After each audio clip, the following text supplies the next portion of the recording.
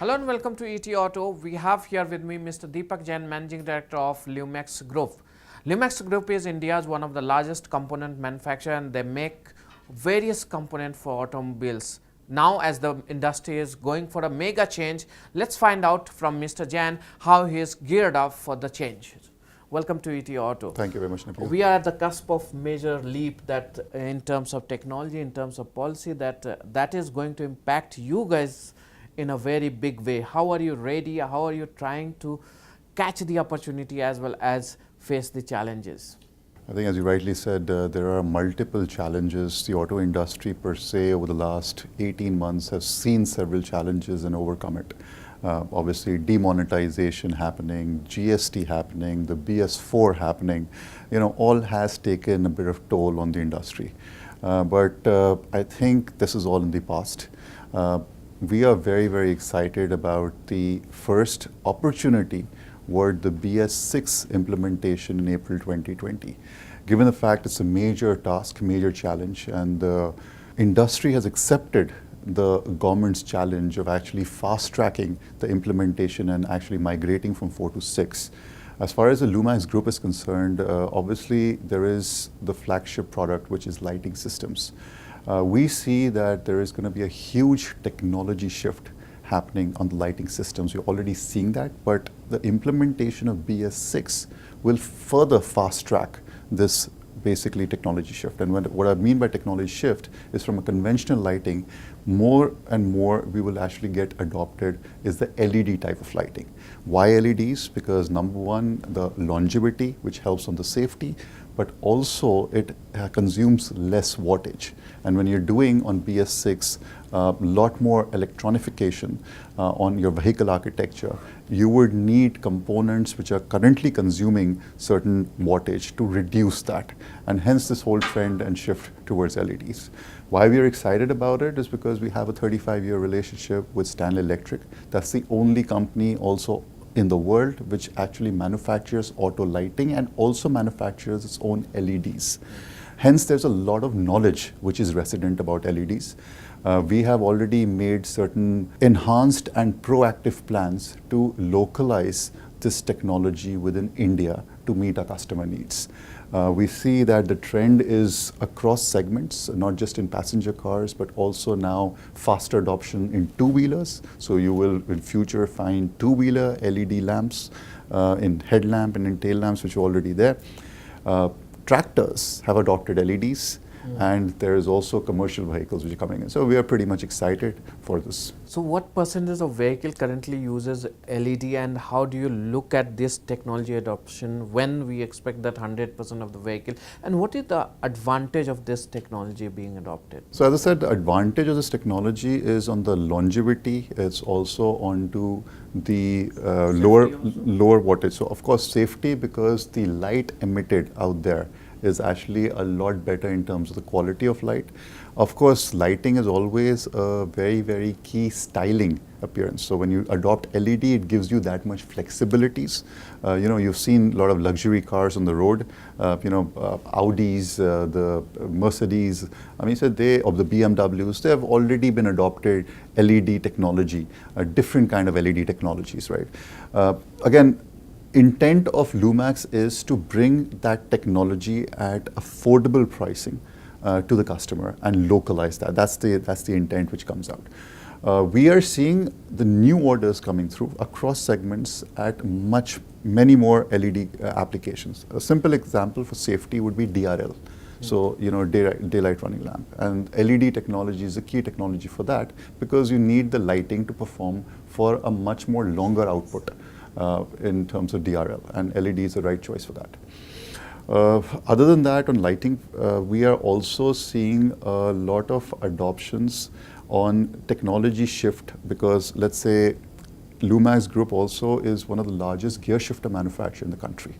So with the engine changing, I think there will be an impact there also. Also, I think the drivetrain and more the driver sensibilities, right? I think historically, we were a community which was probably averse to the automatic transmissions. We used to think that it was not giving the right mileage and all that stuff, contrary to the fact that they were. And you see now the AMT coming in, you see the 80 coming in. So obviously still largely the vehicle population is on MT, which is manual transmission, but there is definitely a migration towards that on the 80 So MT. what kind of market share do you look for AMT, and are you also in the advanced phase of developing an AMT? So I think Lumax, in its company called Lumax Manno Allied Technologies, where we have the Japanese partner Manno, we are the country's first gear shifter manufacturer to localize 80. We are already doing it for Maruti Suzuki, we are already doing it for Toyota platforms. And also we are just introducing shift-by-wire technology, which is for the E-platforms for Mahindra. This company already has a good engineering center resident in India. We have filed certain patents. So I think we are excited about this whole technology shift in our current product. So this technology, how much of additional revenue is it going to add? Well, any technology shift, so for example, I spoke about lighting. The adoption of LEDs would actually give you about revenue enhancement of probably up to 2x to 3x, depending on the application. And of course, because it's a new technology, we should be able to also see margin improvements. Same thing in the gear shifters. We have actually seen that 3x to 4x could be actually revenue enhancement on the MT to 80 shifters. Also, there are other product categories, product lines, which we are actually seeing good traction. We are into seating frames. We have just got an order for the Jeep Compass SUV. Although it's a tier 2, so we actually our customers are not directly Jeep, but they're basically like Lears and Advents. But we see a good traction coming in. Recently, we have also announced 2 new JVs. We were talking about emissions. And one JV is with a Spanish company. It's a 51-49, where Lumax owns 51. And that's with a Spanish company called Phi. That's for oxygen sensors. Okay. Now, with the adoption of Bharat Stage 6 on 2-wheelers, that also will give you a complete requirement for fuel injection systems, and to monitor the NOx and the carbon monoxides, we would actually need oxygen sensors for that. And that's going to go from 0 to 20 million demand coming April 2020. So going forward with all this, what is your investment layout, and how do you want to grow?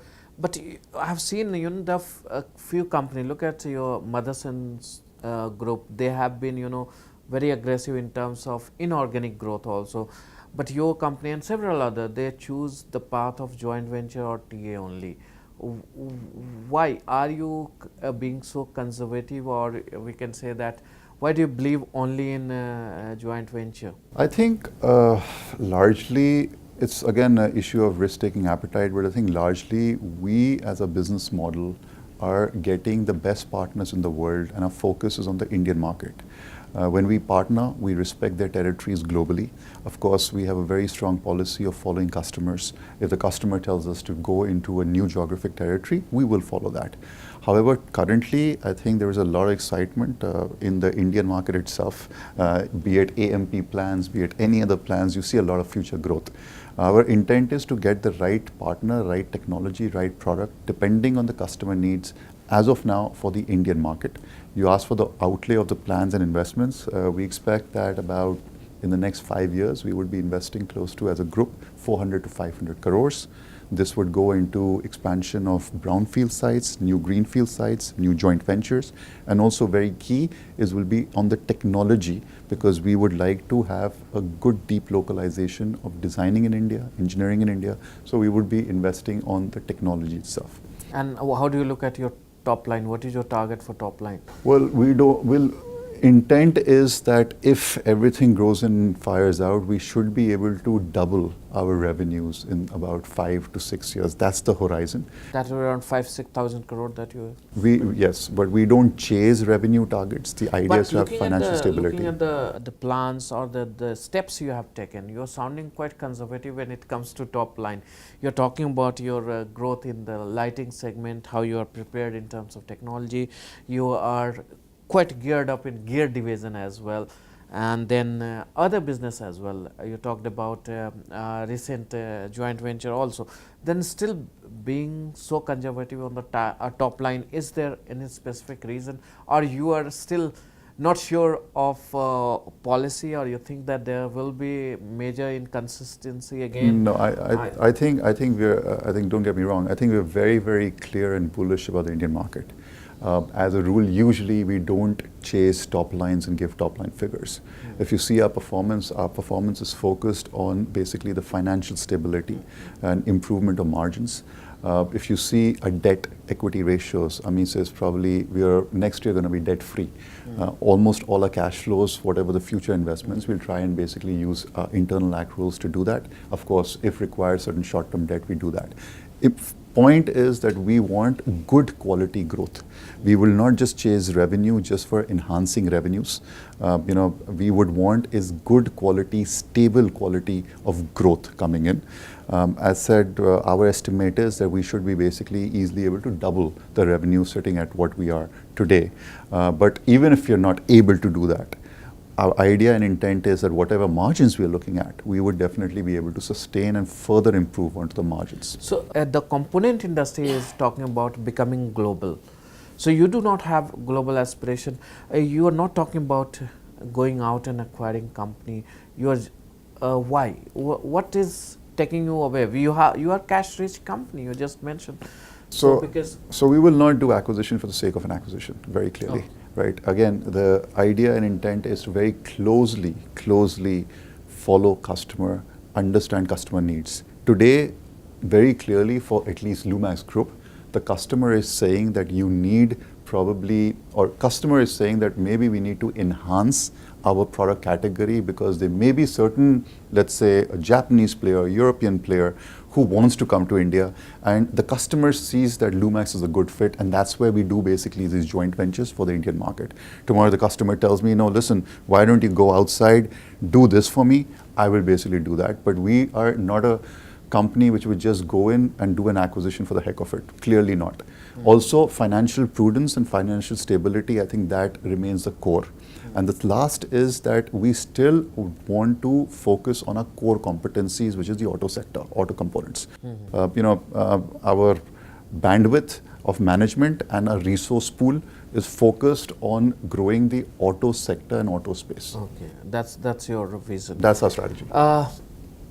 We go further in terms of technology. We talked about electric vehicle BS6, but there is a mega shift also being seen, like autonomous vehicles and all that. In that scenario, where Lumax sees itself, and are you working in that direction as well? I'm happy that you bring it up because we have also recently announced another joint venture with an Israeli company. It's actually for telematics and connected cars. We see that's a huge opportunity. It's an opportunity which would be not just an OEM opportunity, but on fleet, on insurance companies, on even the mobile connectivity. I think it will change the way we actually interact and engage with basically the vehicle mobility. So we've been able to find a good partner with this Israeli company called ETAuto Control Systems and Locations. This company is also top 5 globally as a telematics company quoted on NASDAQ. There are many estimates how big the telematic opportunity is in India. Let's say conservatively again, if we say it's about even $300 million by 2021, 22, we are ready to play that game. But again, we are now doing due diligence on the Indian market and seeing wherever the opportunities come in. Again, it is as our Lumax Group strategy, focus on getting the right partner. Again, work very closely with the customer to see what the customer needs are. And we are very clearly a B2B business. So we would again be focused on what customer needs are and meeting customer needs proactively. You are one of the few companies who have maintained very good profitability. What has been the mantra? What is the strategy that keeps you strong on balance sheet? I think the auto industry or the component industry works on the philosophy of Kaizen, right? And Kaizen means continuous improvement. I think second is the financial prudence. We are debt averse. Doesn't mean that we don't take debt, but when we take debt, we are very clear that where we want to apply the debt. So these are, I think, two things, and I think overall arching policy and philosophy of the company has always been that follow customer, be diligent to the customer needs. And I think that's what we are doing. Of course, quality challenges, consistently improving operating efficiencies, trying to utilize best asset turnover. I think those are certain things which I think every businesses would require.